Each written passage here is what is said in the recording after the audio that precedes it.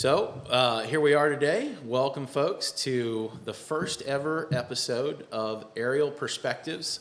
I'm your host, Chris Tahn, and we have a very special guest, Mike Haytack, which we're really excited to have on the show. Mike and I go way back to some beginning chapters of my drone career, and it's always cool to come full circle on some of these stories. So I'll kick it off with a little brief intro with Mike.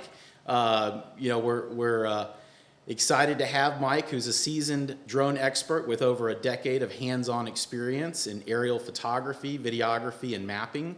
Mike began working with consumer drones in 2013 and quickly made his mark in the industry by contributing to the first unmanned aircraft systems traffic management initiative in California in 2015. And with over 20 years of active duty in Air Force as a JTAC in both conventional and special operation, Mike brings a unique blend of military precision and technical expertise to his work. A true patriot, he's guided by a passion for America and believes no idea is too small and many have the potential to change the world as we know it for the better. So with that being said, welcome, Mike, and glad to have you on the show. Thanks, Chris. That's kind of weird to hear about yourself like that. It is a little, thanks to a little assistance from AI and these new chapters. We can get a nice, clean understanding of just some of these bullet points into a nice, simple intro. But with that being said, I mentioned in the beginning that you have been there since the beginning of my drone career, which started back in 2014. One of the things that was really important back then was that the usage was kind of limited to photography, videography, things of that nature. I think one of our first ever joint ventures was a wedding together. But I'd love to hear more about how you were first introduced to drones in this space and kind of how that came to be. Well, I think it was actually a little bit before 2013. I had just retired and I moved back here. And, like I said, I was starting my photography career and I was really trying to figure out how to integrate aerial stuff because the rules it was cowboys and Indians back in those days. So we did what we had to do, strapping on GoPros and not really having a feed to really see what you're looking at to shoot and anything like that. So, but no, I got my first drone from a Navy guy out here and it was a kit drone. It was like the first Phantom Zero and he had put this thing together, and I don't even think he had a camera on it. He had a gimbal on it, but I had to get a camera and figure out that whole process. Yeah. So that was my first drone back then, and it just took off from there. And then the networking happened. When everybody started seeing me fly drones, everybody had questions and wanted to get involved, and then before you knew it, everybody was wanting to fly a drone and get involved in it. Yeah, no, absolutely. I can still hear it in the back of my head of folks, sir, can I ask you a few questions about that drone? That is so cool. In the beginning chapters, it was something that just took the breath out of people's sentences. They'd see and hear a quadcopter going off and, oh my gosh, what's going on here? What are you doing? Is that thing filming? Does it have zoom? Lots of questions would hit. Well, tell me a little bit too about, I realized that was kind of when we started to get into the consumer space, but it sounds like you had some exposure pre-consumer days of drones in military days in the Air Force. Do you have a little bit of how that chapter started as well? Yeah, so about halfway through my career, we were responsible for controlling fires off of multiple types of platforms: ground platforms, artillery, mortar, fixed wing, rotary wing, and then all of a sudden come along the UASs, the Predators. Was one kind of the first examples. We did have smaller internal drones, but I wasn't really around that community as much, and that was still kind of in its infancy as well. Is that like special forces back then or something? Yeah, I mean, guys were not really, they were kind of coming online and learning how to fly those things, so it was really kind of a hit and miss if you had one around you. They're everywhere now, though. But like I said, they were running unilateral operations with the UASs, meaning that we weren't really in direct control of them or communications with the actual operators on the ground. So, but that happened quick. When they figured out we can talk through SATCOM to them and have a good link communication with them, and talk to them just like a fighter aircraft or a rotary wing asset, and it was really nothing was different. They had munitions on them, they had a camera on them, and we directed them, and that was the end of the story. So, chapter one more so locally operated versions of the Predator, and you could kind of see, but you couldn't control, and then later it got more to where you could see Right. and control from satellite-related control systems. Right. Now, I still hear that a little bit of that's alive and well today with landings and takeoffs because of the latency. Is there still There is. a little bit of that localized takeoff and landing stuff going on? Yeah, you do have some platforms that have dual communications or multi-types of communicating with them, but the traditional method is through SATCOM. Yeah. And there's a latency in that. But it has gotten better. The funny thing about that, when I was just getting to retire, there was really heavy talk about actually being able to control certain aspects of that platform, like moving the camera, because that's a very important part of figuring out what's going on. And that's happened. So in certain areas, it's not, and everybody has control of it, but I don't think we can fly them now. They don't relinquish that part. But yeah, it was kind of a cool thing to think that you could actually move the camera around yourself and look at stuff instead of asking an operator to do that. Absolutely. Was this something that you were drawn to within the military and they gave you an opportunity to apply, or is this something that you were kind of picked and put into? It was just an inherent skill set you had to get, because if you were a JTAC and you were controlling aircraft, that was going to be in your toolbox at that point in time. So you needed to learn how to do that. So it wasn't necessarily anything special. Those assets are at times allotted to specific and higher echelon units for more important types of operations, but everybody's doing it now. And for those that don't know, a JTAC is? A JTAC is it's a universal term or an acronym for a Joint Terminal Attack Controller, and it's a worldwide qualification now. It used to be kind of localized to certain American forces, specific to the Air Force too, by the way, until everybody wanted to get their hands in the pot. So they had to come up with a joint way of doing this. So all of our friends across the world have JTACs as well. Got it. But they're essentially responsible for controlling and integrating surface fires, air-to-ground fires, primarily, but they do a lot of communication, data links, and they function high-end equipments that are not necessarily fire support equipment, but a lot of other cool things. So this is almost like the evolution of what was the radio man has now become way more tools in the toolbox of being able to see and communicate back potential coverage of support and other things. So that's very cool. I'm sure it changes every year as we go by too, with the abilities. It does, and the career field's getting a lot more fast-tracked too with those qualifications. I was one of the fortunate ones when I first came in at a younger age and a younger rank or lower rank. I was offered the ability to go get that schooling. Yeah. There weren't a lot of us around at that point in time. I think there was probably maybe 1,000 in the total force. So that was I think I got my initial qualification in like 96. And we were called ETACs back then, Enlisted Terminal Attack Controllers. Oh. But you first learn how to, you have your primary mission at that point in time is to run a radio and establish communications with multiple assets, ground assets, air assets. So you're a radio man pretty much first in that whole curve for that progression. And about 2 or 3 years later, you were a JTAC or an ETAC, but now they're fast tracking. It's a pull pipeline now for the kids coming in. That's so cool. Well, it sounds like you get to be a jack of all trades, short end of it. I think one of the most the things that I got more comfortable with anything was understanding the third dimension and looking at assets in the sky and having a feel for that and playing chess, not checkers with them, and having to think, 2 to 3 steps ahead. Yeah. Because ultimately your job is to clear an aircraft hot to drop ammunition or shoot a forward firing munition. So it was a really cool time in my life, and I think that's what helped me translate easily over to become a commercial drone operator in the civilian world. I was very comfortable with flying these things around and seeing it in the air and knowing where it was at and knowing where I had to come home to and go away to and all that kind of stuff. So it was cool. Well, that's exactly where I was headed with this. It sounds like, back then the bug did bite and obviously stuck around for the introduction of what became the launch of consumer drones and those consumer drones being able to provide commercial services in the photography, videography world, and that was something you were clearly hungry for. But tell us how that kind of lined up, and also some of the challenges back in the day of just putting a drone up before we had things like 107s and stuff like that. So, yeah, please tell.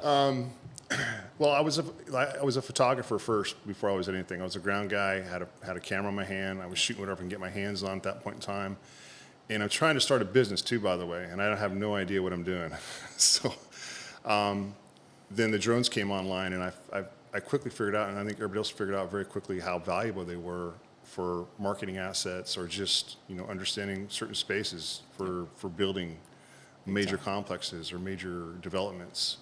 Because it's not just shooting a pretty home all the time or a pretty cool subject or a sunset all the time. There's a lot of value in these drones in a lot of other areas too. So that's one thing that kept me fired up, is that I knew there was value in it. Because a lot of times you do things in your life and there's like, is this really worth it? Am I really kind of heading in the right direction? And I'm not the best decision maker, but I kind of figured the drones were going to be kind of a cool thing in the future, and they're going to be a viable income option too. No, absolutely. I was kind of in the same bug that bit, you kind of grabbed a hold of me. I think it was partially YouTube to blame at the time. Yeah. We were starting to see some chapters of early innovators taking home tours to the next level in places like Laguna Beach and big city environments where they just had the budget and the understanding of, okay, we have a camera on this thing, let's fly it through, let's fly it around. Yeah. And that was the same time that really gimbal technology for cameras was taking a huge leap forward. So you had ground, what was otherwise reserved for steady cams, Yep. is now coming into life as a gimbal, and the old schools folks are catching up to this. But it seemed to open the door for a new age of creativity that said, okay, yes, drone is part of this storytelling ability, but now with the understanding of how to do the drone, you can kind of tell the rest of the story of bolting on a gimbal for interior or for testimonials and so on and so forth. But did you find that the drone world was something that people automatically and quickly accepted as a service that they would just call about? Did it take you painting the picture, over and over again? What was kind of that journey of, getting the word out like? It just, I guess for me, there was a lot of curiosity. Like I said in the beginning, people were very curious about what this thing was actually used for. There was obviously a lot of privacy concerns. Yeah. But I'm stubborn, and I didn't really let that stuff deter me from going forward with this. Once I got my first big, I guess my biggest job, my first day was a mapping job, and it was like a 70-acre place in the middle of nowhere, Tokerville, Utah. And I kind of didn't know what I was doing. I didn't really know, but it worked. This is fascinating, So, yeah, I guess there was a lot of head scratching going on in the beginning days, but I didn't let it get in my way at all. I knew it was going to be a valuable tool for a lot of different reasons. No, absolutely. That's one of the things that I think is the comfort, the warm blanket feeling when you first step foot into this industry. Is it's like, you know what? I may not know where the second or third sale is coming from, but I know this has the potential. I know this has the capability, and if I keep getting the word out, it's just going to continue to catch on. And thankfully, as it's shown, it has. And you stay quite busy, not just here locally in the Florida Panhandle, but also traveling around and enjoying some of the military side of continued connections. So it's nice to see that there's the demand was right from your initial thoughts. But you touched on mapping, and I know there was a chapter in your earlier days that you had ventured into a little project with, I believe, our United States government to some understanding of getting better understanding of the drone mapping capabilities. Can you shed some light on that? I may be murdering the topic there, but I know there was something with mapping in your past. So I've done predominantly civilian mapping for big developers, whether it be home developers or commercial developers. I was involved with the UTM process, like you mentioned in the early days, and that was I was in a deer in the headlight. I got lucky with another counterpart of ours who got invited, a very small company who was going up against, not against, they were working with university level departments that were working on this traffic management system for UASs, and it was only phase one.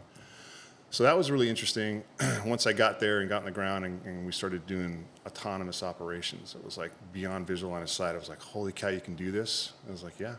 So it was pretty awesome. But I don't know, that might be what you're talking about. No, that is, Yeah. and it's exciting to hear that in the early days the hunger was there so much that it wasn't always just Boeing or Airbus. It was smaller companies that just had their name in the hat that were ready to participate in these studies, and I assume that went somewhat well, a good experience. It did. It was awesome. I think we spent 3 days on the ground, and we were the smallest drone there. I can't remember what type of drone it was. It was one of the first original, like 3DR. yeah, that's what it was. I think so.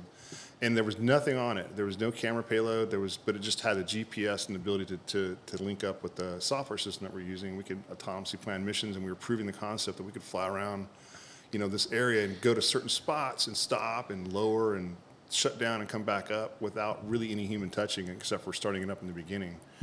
But there were other drones out there that were like, holy cow, this thing is alive. They make this kind of thing. Yeah. It was amazing. That was in 2015. Yeah. So I can only imagine what's going on now. Yeah, no, absolutely. Well, that's pretty exciting stuff to think back of, when we were in, beginning chapters of, I remember just thinking, oh my gosh, can this thing fly longer than 10 minutes? To now it's like all those systems that you mentioned in experimental phase are now really the norm of how we boot up and like, hey, do you want it to take off for you? Do you want it to go here for you? Do you want it to orbit for you?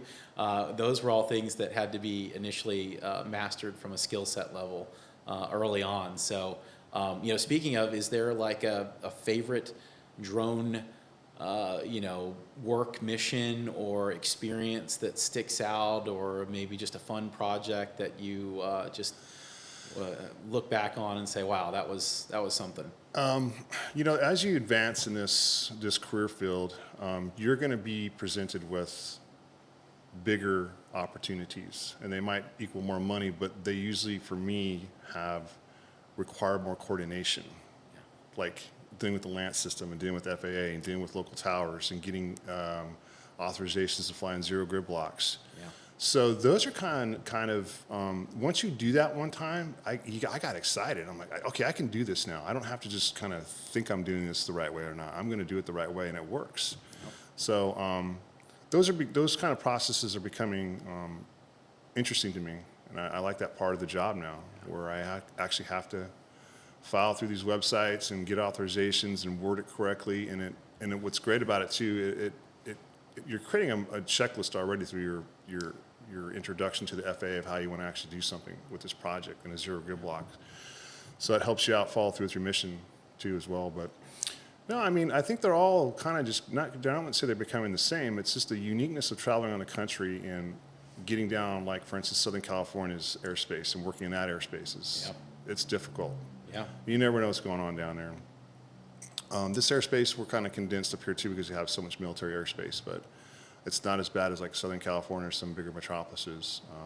And those, like I said, they're challenging. They're fun to me though. I like that part of the job. Yeah, no doubt. It's you speak of this local market that we're in as a lot of military, and it is. They say it's one of the more layered military airspace corridors with all the training grounds and testing grounds. And SpaceX craft landing in the Gulf. So you just pick your day, and it can be layered for sure. And as you mentioned, when we travel, it does make it a little easier to accommodate what might be a new mission in California or for New York, and they have just as many curveballs sometimes as we do, or vice versa. Sometimes it's all clear. Yeah, and what's becoming more clear to me that I do involve myself in that process is that the tower operations and the local people are becoming more savvy and more not, I wouldn't say lenient, but they just want to hear what you're going to do and let them know how you're going to be safe, how you're going to land, how you're going to take off. And from my experience, I've had nothing but great relationships with the tower people. As long as they know that you've submitted your authorization correctly and you're a squared away person, it works out fine. But in the beginning, it was kind of like, no, we're not even going to touch that. Yeah. And even though I could do it still, but I'm just saying, like, hey guys, I'm going to be here. But they don't even want to have a conversation with them in the beginning. But now it's getting smoothed over a lot better. It's so true. I remember as well the local contacts being a very, oh, we don't want to touch this. We'd rather you get the regional or DC office to approve this. And there was kind of until 107, it was kind of a little, who and how do we go with some of these requests? And thankfully there has been more light shed on that. I hear, now we're in a new chapter of beyond visual line of sight certification coming out. I believe it's going to be the Part 108 from, if I'm not mistaken. But we're continuing to see more and more of this. I think when I first started, it was a 333 exemption and sport pilot license rating or higher, and just getting an experimental aircraft tail number out of Oklahoma. Just lots of layers. And now it's like you said, you can pick up the phone. We can talk to local tower authority. We can get a better insight of what's going on, and it's become more fluid. But I look to the future, and I have to ask you this too. But where it started for us in some of these photography, videography settings, and now drones have made their way into basically every industry. Where do you see the biggest demand for pilots that might be looking to get into the drone space as we continue marching forward? Do you think it's agriculture? Do you think it's more construction, military? Where's really the big push, or is it evenly in multiple industries? Yeah, I think it's spread across multiple industries. I don't know what the numbers are right now, but like ag is big, power line inspections is big, construction management is big. Yeah. So, and obviously just traditional marketing collateral for your real estate agent or your land developer. So, I mean, I've had a lot of missions lately where I'm actually going out and doing what's called an aerial, not a survey, but an assessment. Yep. And it's essentially taking a bunch of pictures at certain elevations on undeveloped land, but the developer wants to understand what the view looks like, generally speaking, from 40 foot up off the ground. Is that building going to be in my way? Is that boat barn going to be in my way? And are the boat masts going to be in my way, for instance? They want to know all that kind of stuff, but those are becoming really popular. And you're flying your drone around in a grid, shooting photos on the perimeter of it. And it's pretty simple, but those are becoming popular for me. Yeah. Interesting. No, it's interesting you say that. I guess I sometimes take for granted how simple I look at some of the offerings within the imagery space, but it's actually grown to be quite diverse in the styles and usage cases of why someone might call for an image, request in the first place. We've seen, like you said, from a property looky-loo kind of side of things to, I've been called out for a traffic study at like 8 in the morning. They didn't trust the DOT numbers for the traffic intersection, and they wanted to get, real hard numbers on, okay, what does it look like every time that light turns red, and where we're thinking of building a fast food restaurant or something like that. So, we've also been dispatched for 360 imagery. So now, as you mentioned, maybe we're just up enough to see what does that third floor or second floor or even fourth or fifth floor view look like, and is it worth me building that extra, budget to get higher up, and so on and so forth. So, is there anything else that you find to be just a new chapter of the photography or videography sector of drones, or how has it changed in the most recent chapter that you would say? There's been a lot of changes. Obstacle avoidance was a big one. That was a big step forward for us. Image quality, I wish could be happy with it, because I run ground cameras all the time, and I want that same image quality on a lot of these drones, and I'm not getting the same thing that I'm getting with the ground cameras. You can't get them, but obviously those drones are expensive. If I had my wish, I would strap my R5C on a FPV drone and shoot stills all day with that. I'd love to do that, but that's an expensive chassis, and I'm not quite sure I want to get my Canon up in the air like that. So I deal with the 1-inch sensors helped out too. But image quality it's gotten better, because it used to be GoPros, really. Yeah. And then, which are still they're not bad nowadays. GoPros are great, pretty good image quality. No, I think size has gotten a lot better too, a lot more compactable and still powerful. Good battery life. Yep. It's really hard to say. You could just throw a dart in a wall and you could apply a drone to that mission. Yeah. It just does so many things. So I don't really know. I know DJI's coming out with a lot of cool stuff, and so is everybody else. Yeah, well, you mentioned several there that are just like, I think early on we forget how much we were just hungry for more battery life. Yeah. What would save us on longer battery life would, save us on more batteries in the case that were always the heaviest item to travel with. But yeah, batteries now, I get bored flying. Yeah. 40-minute flight time. Yeah. You're done. You're done in 20, or less most of the time. So it's neat to see. Well, one thing you mentioned in there too that I think never goes out of style, like with FPV flying, for example, or some of the manual piloting skill sets, which, as you know, is a big mission at Rocket Drones, one of our educational companies that we push, drone training to middle and high school students. But, it's hard to understand what an employer really wants in the drone space.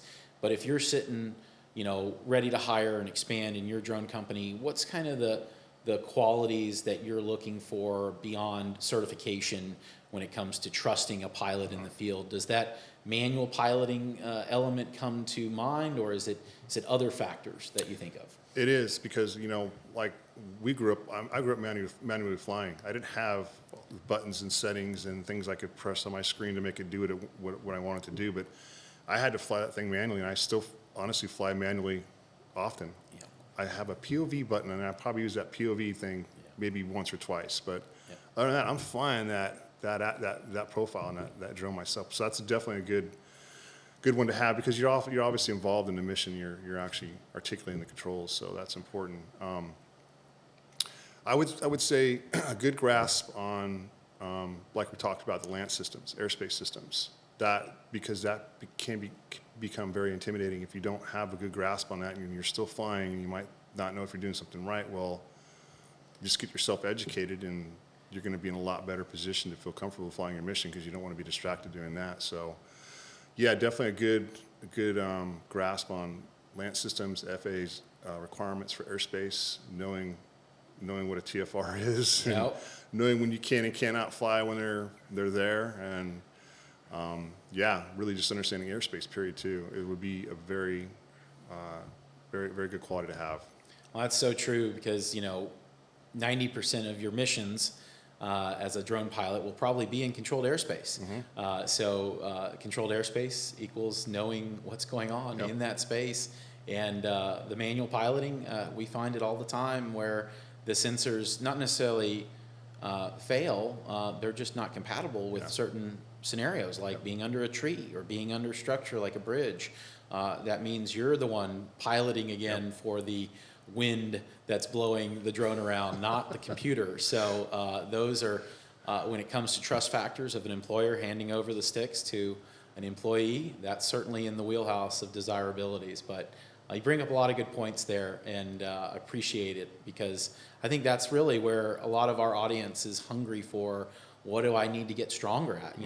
Is there more going on than a certification? And I think it's absolutely, the cert's probably the easiest part of this journey. Yeah, I mean, not to give anything away, the test really wasn't that difficult for me in the beginning. I was one of the first ones to take it, I think, and I was a little stressed out, but I walked away from it going, man, there was no reason to stress out. But, and keeping up with the trends, especially back again about the airspace, because that stuff changes every 6 months. Something new is introduced. Maybe there's a new land system that you needed to know about that wasn't there in the past, your flying areas.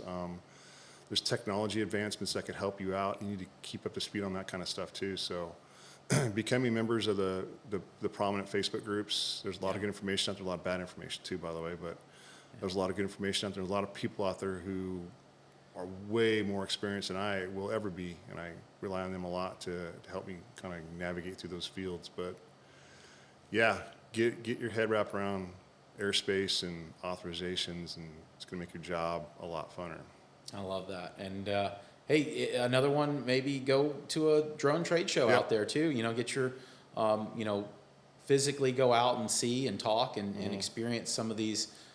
There's one that comes to mind. I know auvsi.org is one that's been a nice neutral resource of drone technology, and they don't just focus on the stuff that flies. I know they're on the underwater and the space and everything else in between. So that's another good resource to look at.